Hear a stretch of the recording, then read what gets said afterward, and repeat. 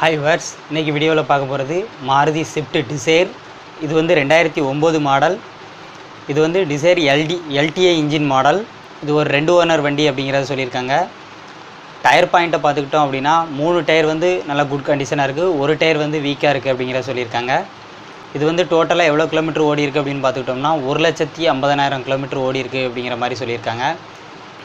Insurance அப்படின்னு பார்த்துட்டோம்னா இதுக்கு வந்து இன்சூரன்ஸ் எதுவுமே இல்லை, நோ இன்சூரன்ஸ் இப்போதைக்கு இல்லை அப்படிங்கிற மாதிரி சொல்லியிருக்காங்க.